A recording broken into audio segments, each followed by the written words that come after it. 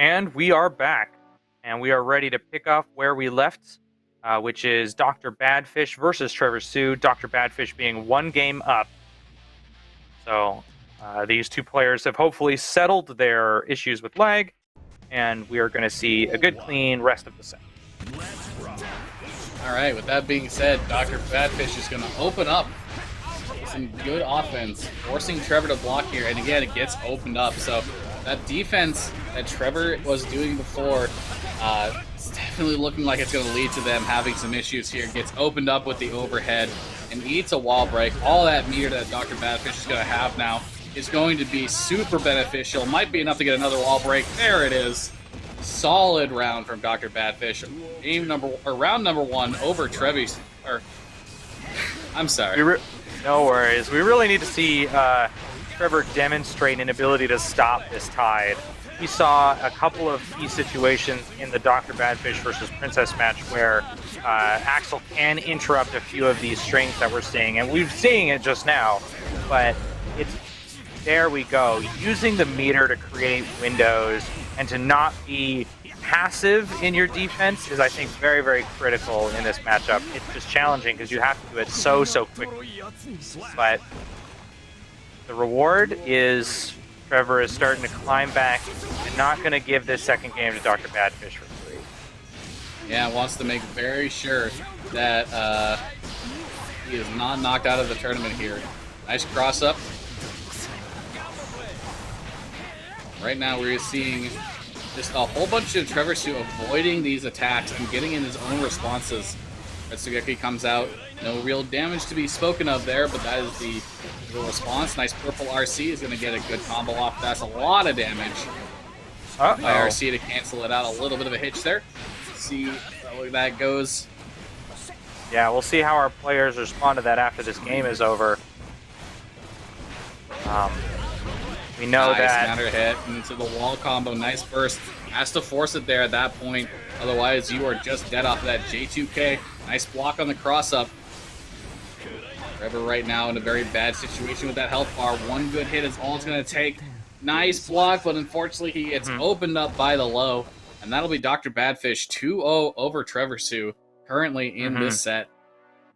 All right, well, let's give it a second and let's see if either of the players come in and mention any issues with connection, because obviously on our side, the spectator to a lobby sometimes doesn't get the real-time information conveyed 100% of the time, and so, you know, we can only hope for the players' sake that was something that was a hitch that we were seeing in an online tournament, and that wasn't necessarily a hitch that they had to do.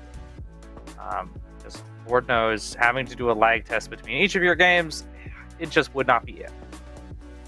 Yeah, with that being said, we can take a real quick look at some of the other people sitting in brackets. So on the other side of losers quarters, we have August versus Joffrey. That's going to be a Seoul versus Nagoriyuki matchup. And then right now, waiting in winners finals right now, we have Coach Steed versus Princess Slim. So we got some good matches still left to go here, and we will see what we can get from those. All right. All right, players reporting that there is still a big alternation in the rollback frames.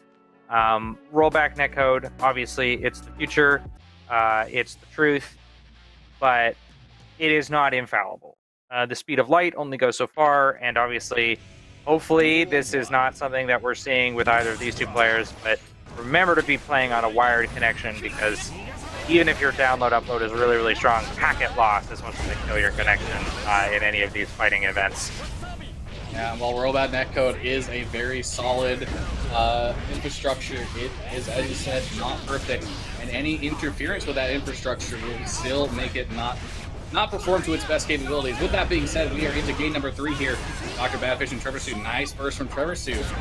With awareness there that DRBADFISH is probably about to go in for an attack, but he's going to keep a wall break here, and that's low HP left on TREVORTSU's side. Good patience there to wait out what DRBADFISH was going for. Hit him with an attack. Nice RC to cancel that. He's going to eat. He's going to get a full conversion off of that, and he will take round number 1 here in game number 3. He's got to win this round or the next one to stay alive in this tournament. When man grab comes out, he's going to get the full OP out of that situation. doing the good counter hit. Immediate burst. Strong reaction there from Dr. Badfish. He's going in for the block strings right now. We're seeing Trevor sort of try and control space somewhat preemptively with some of these buttons, and while it didn't work in that situation before, a lot of that comes down to just making the right reads on offense versus defense. It's not a terrible idea, I think, that Trevor has. It's just a matter of your tendencies, especially with Axel. So much time is going to happen between rounds where you're winning. Like, even if Axel's winning a round, it's going to take a long time relative to a chip round, that the chip player or the offensive player is going to have a lot of time to see kind of normal and default assumptions you are making in the neutral. Once again, we're seeing a little bit fuzzy connection stuff. It does sound like maybe it can also be a factor, which is, frankly, on defense versus a very mobile character, or trying to do anything very precise spacing-wise, be just absolutely deeply, deeply aggravating. Dr. Badfish right now got all of that offense going. Nice overhead into a full conversion. Dr. Badfish will bring it back from that first game deficit, and he will take it 3 over TREVORTSU to move on to losers semifinals. Dr. Badfish, very solid performance, and we'll be moving on.